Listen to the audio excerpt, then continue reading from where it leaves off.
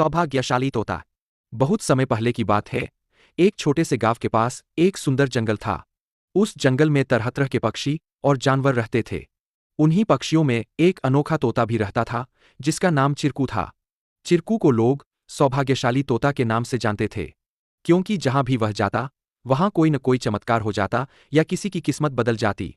गांव के लोग मानते थे कि अगर चिरकू उनके घर आ जाए तो उनके जीवन में सुख और समृद्धि आ जाती है। चिरकू हमेशा खुश रहता और अपनी मधुर आवाज में गाने गाता। लोग उसे फल और अनाज खिलाते और उसकी भलाई की कामना करते थे। चिरकू भी गांव के लोगों से बहुत प्यार करता था और जहां भी जाता, खुशियां बांटता। एक दिन गांव में एक गरीब किसान, जिसका नाम रघु था, बहुत परेशान था। उसकी फसलें बर्बाद हो गई थीं और उसके पास खाने को भी कुछ नहीं था। वह दिन रात मेहनत करता, लेकिन किस्मत उसका साथ नहीं दे रही थी।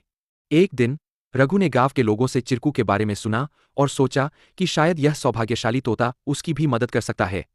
रघु ने तय किया कि वह चिरकू से मिलकर अपनी किस्मत बदलने की विनती करेगा। अगले दिन वह जंगल की ओर चल पड़ा और चिरकू को खोजने लगा। बहुत ढूंढने के बाद उसे चिरकू एक पेड़ की डाल पर बैठे हुए मिला। रघु ने बड़े ही आदर के साथ कहा। चिरकू ने रघु की बातें ध्यान से सुनी और उसकी आंखों में दया उमड़ आई। चिरकू ने अपनी चोंच में एक छोटी सी चमकती हुई पत्ती उठाई और रघु को देते हुए कहा, यह जादुई पत्ती है। इसे अपनी जेब में रख लो और जब तुम अपने खेत में काम करने जाओ तो यह पत्ती तुम्हारी किस्मत बदल देगी। रघु ने धन्यवाद कहा और वह पत्ती लेकर अपने घर लौट आया। अगले दिन वह अपने खेत में काम करने के लिए गया। जैसे ही उसने खेत में जुताई शुरू की, अचानक से बारिश होने लगी। उसकी सूखी जमीन हरी भरी हो गई और थोड़े ही समय में उसकी फसलें लहलहा उठीं। रघु की मेहनत सफल हुई और उसकी किस्मत सच में बदल गई। अब रघु के पास भरपूर अनाज था और वह फिर से खुशहाल जीवन जीने लगा।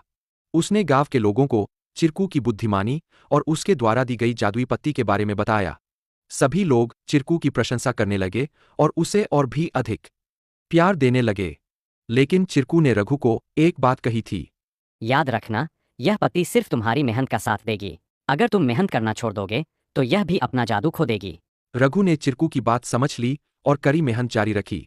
धीरे धीरे उसकी स्थिति पहले से बहुत बेहतर हो गई।